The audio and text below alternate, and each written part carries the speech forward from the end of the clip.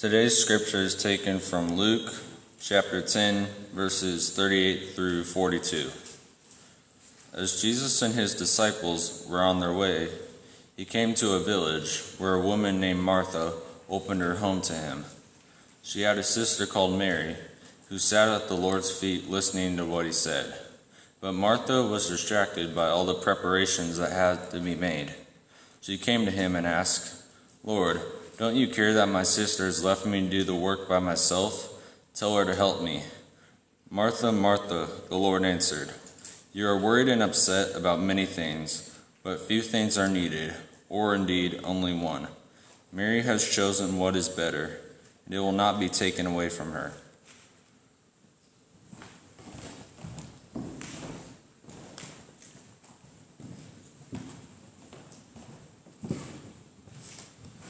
We're glad to see everyone this morning, and thanks to everyone who came out Friday night for the singing, for the Diana singing. It was a good singing. We had several people here from neighboring congregations and several song leaders, and it was very good. They're going to do another one in September, but I don't know if they're going to do the Sing Across America like we did here the other night. And I want to ask the kids to participate in something here. We do this with Amelia from time to time, and we're trying to get it back on track. But we give Amelia, when I get up to give the lesson, a key word that she's got to listen for. And I guarantee you some of the adults are going to do it too. Amelia knows her word. It's busy, and I want the kids to listen for that and see how many times I use it. I've got a rough idea of how many times it's going to be worked in, and just see if your count agrees with my count, okay? Can you do that for me? All right, appreciate it. All right, in this series, for our visitors, we've been doing a series about 6 things Jesus didn't die for. And this is kind of a sermon request that came to me. It was an article from BeliefNet.com that got relayed to me with a note saying this would be a good sermon. And I read the article and thought, actually, this would be a good series. And today we're on part 5 of it. And if you do have a sermon request on a topic or a passage, there's a little blue box back there. It's one of those little pencil boxes that kids use at school. It's got some cards in there, and I think there's a pen in there too. If not, we can get you a pen. But if you have a request for a lesson, just write it out and put it in there. Don't have to put your name on it. I just need you to be specific about what your question is and about what you want to know. Somebody once put a sermon request and just said Noah's Ark.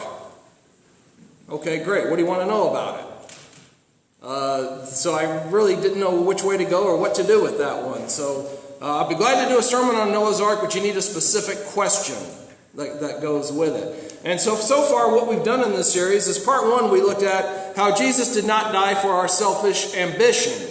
And we took a look at James and John, the sons of Zebedee, and how they came with their mother and said, "Can one of my sons sit on your right hand, the other on the left when you come into your kingdom?" And how Jesus talked to them about humility and that sort of thing and why that's important.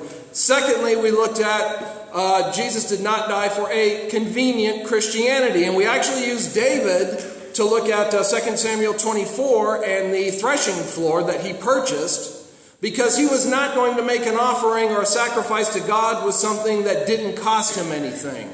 And we talked about how Christianity could cost us, not in monetary terms, but have you ever known someone whose family disowned them because of their Christianity?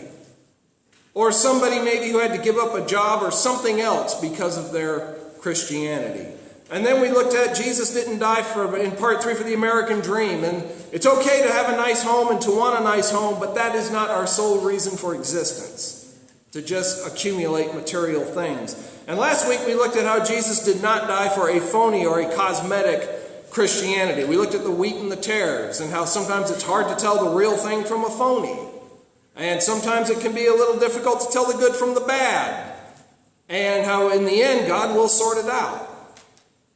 And so today we're going to look at Mary and Martha and look at the idea it's not for just busyness and activities that Jesus died for. We need to be about doing the work of the Lord. We need to be about evangelizing and living a Christian life. But sometimes we get caught up in what I call busyness. In other words, we get caught up in a lot of activities like VBSs and going to lectureships and things like that. And those are good activities. The problem is we sometimes get overloaded with other activities and with life in general. And then we don't have proper time to take for the Lord. And when we look at Mary and Martha, we can see how there was a little bit of an issue with priorities. There's a little bit of an issue with which one is looking for the important versus the urgent, the good versus the better. And as the article that we're basing the series on tells us, that Christian life today is full of programs, conferences, and the next great book to read. There are more Christian things to do than you can shake a stick at, and the number increases every day. This is done pre-pandemic.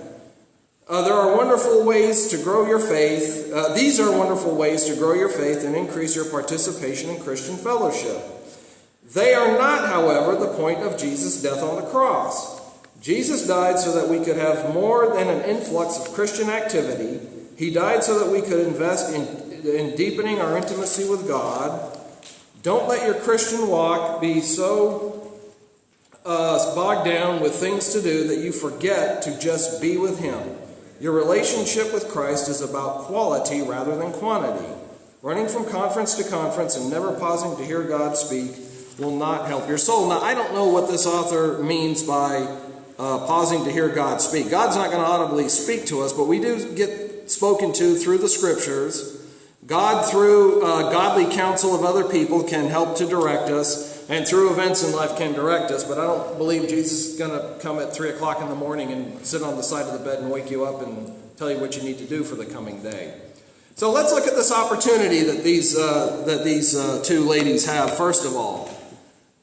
In verse 38 and 39, it tells us that he entered a certain village, and a certain woman named Martha welcomed him into her home. This is her house.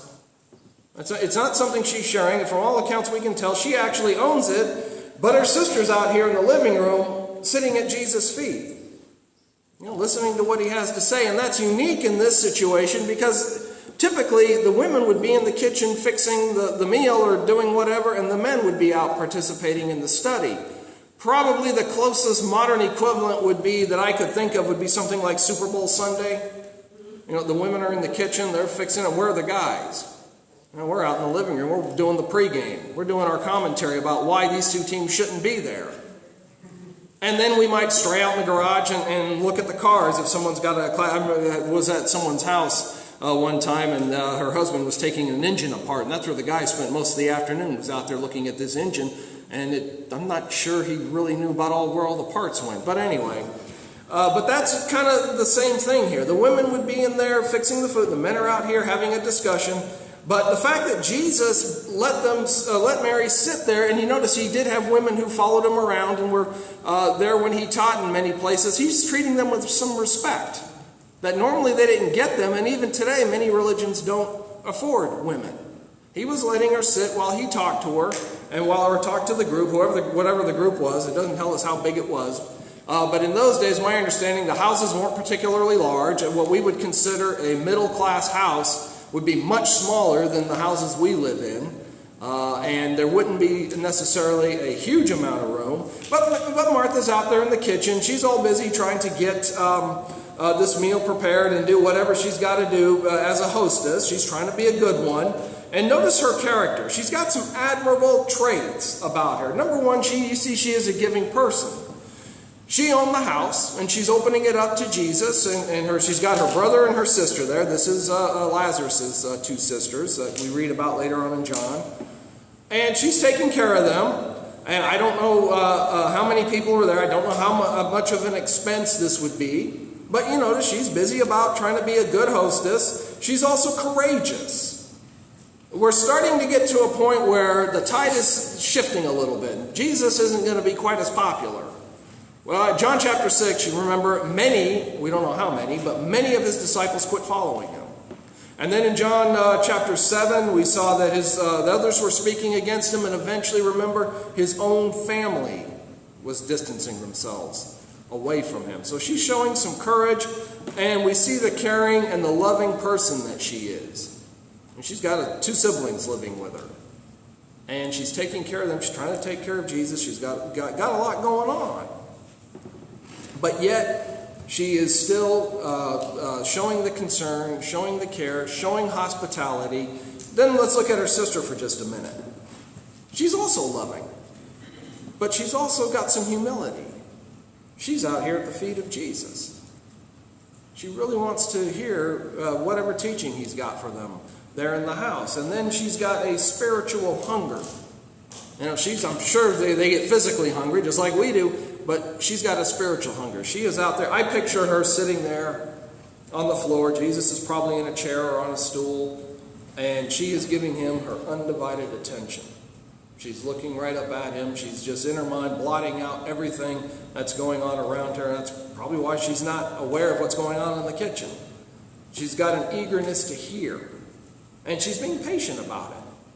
She's hanging on this is the way I'm picturing it, her hanging on every word. So now Martha is going to get distracted. She's going to have a bit of an attitude here she needs to overcome. In fact, couple of sources I looked at said in modern terms, she's fuming. You see in the cartoons, smoke and steam coming out of the ears, okay? And this is about what she's doing. But she's becoming distracted. She's so busy in the kitchen trying to get things done. And whenever you've had large numbers of people to the house, you probably know what this is. The wife is out here in the kitchen. She's preparing the meal. The husband is out here in the living room with the guys. And eventually she calls out, "Hey, can you come and set the table?" Nothing happens. "Can you come set the table?" "Hey, I said..." "Oh, sorry, didn't hear you." Yeah, I know, you're thinking selective hearing. But that's what I picture happening. And she finally comes out and says, "Will you just tell her to help me?" She's getting filled with anxiety and worry. This might not go over well. I'm going to burn the meat here, or whatever. Here again, think about the kind of anxiety or worry you might have with a large group of people in the house, and you're the only one doing anything in the kitchen or trying to cook. But there's a couple of ways here that we can see the distraction and apply it to our lives. And that is, number one, she is distracted by much serving. She loved others. She wants to minister to them. But here's Jesus sitting in the house. He's teaching. And she's in here all worried about the things of this world and getting the physical down, that she's neglecting the spiritual. She's letting the busy and the busyness tie her down out here. She's distracted by material things of this world, the cares of this world. Now let's stop just a minute. Don't we do the same thing? Oh, it's time to get up. Got to get to work. I'm running behind. I got so many sales calls to make, or I got so many presentations to make. I've got so many people that I've got to call on. I got to make five phone calls today to set up sales presentations, or I've got to meet this quota, or I've got this class I've got to prepare for. We get all caught up in that then we neglect, "Oh, I forgot to have some quiet time today. I forgot to read my Bible." That's the kind of thing that we tend to get caught up in, that we tend to get distracted by today. She wants her sister to help her. She expected that her sister would help her. Here, once again, when you have company over, don't you expect everybody to pitch in? When I was a kid, my parents had a party. We had a basement. And in the winter there in Anchorage, it gets dark and cold early. Our job typically was to listen for the doorbell. And when people came in, either my sister or one of us would take their coats back to the bedroom. The other would show them downstairs. And there were a time or two we might have gotten distracted by the TV or something. And some people stood out there a little bit longer than they would have liked to. Because we were kids. I mean, what do we know? We're watching TV. We're having fun. Mary's sort of the same, except she's busy doing actual work. And her sister is in here with Jesus. And so she does, I think, have a legitimate complaint. She expects some help. But he's got to let her know that there are some more important things in life than just the material. So what's he going to do for her or for Martha as he wants her to refocus? Let's step back a minute here. Jesus says to her, "Martha, Martha, you are worried and troubled about many things." Now, Martha needed herself to come out and sit and listen to Jesus. He's got people there that he's talking to. He's got Mary there.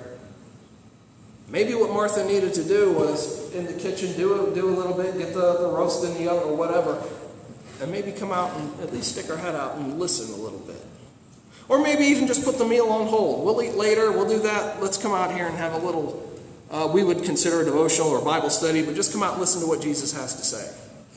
Just listen to whatever his teaching there is. He loved her, and you notice the tender rebuke. This is the way I picture it. I don't picture him sitting there doing a, Martha, Martha, come on. You're worried about too much. I picture him more softly approaching her. Martha, Martha, you're concerned. You're troubled about many things. But one thing is needed. Mary chose the good part. And that won't be taken away from her. I picture him more like that. More of a gentle kind of a rebuke, not a in your face with a 2x4 kind of rebuke. But he's reproving her because of her anxiousness. And it's easy to get worried about life. But he wants her to not get worked up, get worried. He wants her to think about the good part. One thing is needful. It's the good part. The important versus the urgent. The important. Come out here and sit down and listen to whatever Jesus is talking about. Come out and take a few minutes. Step back. Like we need to do. To take every day, open our Bibles, and spend some time reading them. And not get caught up in the activities and the events of life. It's easy, for instance, I think about it at times when we've done VBSs and we've done gospel meetings and things where all week we're getting up early, we're staying up really late, and then my own spiritual and everybody around us starts to suffer because we're not taking time to feed ourselves spiritually. And remember, Jesus is someone who is poor in the eyes of the world. Foxes have holes, birds have nests, but he didn't have any place to lay his head. But yet notice where his emphasis was. His emphasis was on the spiritual, not the physical.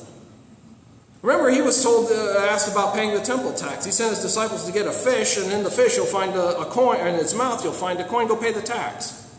He didn't just have it in his pocket. Now, they had Judas was the treasurer, so they had some support. Luke chapter 8 talks about some women that supported them. But his concern was the spiritual, not the physical. The good part chosen by Mary could not be taken away. Nobody can take your Christianity away from you. Nobody can take your knowledge away from you. Sure, you can walk away from it and give it up, but I can't come and say, hey, give me your Christianity. That's yours. And with Martha, she had a hunger and a thirst, or rather Mary had a hunger and a thirst for righteousness. That's going to be filled. That can't be taken away. She'll always have that. Now, what you do with Christianity, it's up to you to live faithfully, to walk in the light and stay in the light. I can't force you out of it. Nothing can force you out of it, but you can give it up. And our devotion to Christ has to be a daily affair. Not just something we do here on Sundays or on Wednesday nights once we get that going again. But remember, devotion to Christ is daily, just like our marriage. How many of you would keep your spouse around if they were just faithful to the marriage one day a week? Anybody? How many of you would have a job if you just went in one day a week? So how do you think our Christianity is going to be if we're just at it one day a week? It has to go with us. We have to take it out of here when we go out into the world. Walk in that light so people know that there is a God in heaven, and we have looked for opportunities to talk about Jesus. And he is pointing to the source of Martha's troubled spirit. That's what he's trying to get her to think. Troubled about many things. You're being short-sighted. You're being very busy letting the things of this world distract you. And it's easy to do, especially in our day and age with all this changes in society going on and changes in the world. It's easy for us to let things distract us. And so here's some observations. He is simply trying to get her, Martha's too busy putting the physical things ahead of the spiritual. He's trying to help, she's trying to get all this right. I want the meal to be right. I want the table set right. I want everything right about this. Oh, wait a minute, Martha. There's some other things here we need to think about, that we need to talk about. And then Martha's also losing an opportunity to receive some good, solid spiritual teaching. When we get busy with our jobs, with our recreation and other things, do we do the same thing that Martha does? We let spiritual teaching get away from us, and we don't think about the spiritual needs. It's great to have sports. I like sports. But sports aren't going to get us into heaven. Having a big bankroll isn't going to get us into heaven. This is where we have to pay attention to the spiritual that goes along with our lives. And then when we get so busy that we are not with our other activities in life, sometimes we fail to stop for prayer. Just think about it. Here's just a question. Don't raise your hand or anything. How many of us this week took 15, 20, 30 minutes a day to stop and read our Bibles and pray? Just think about it.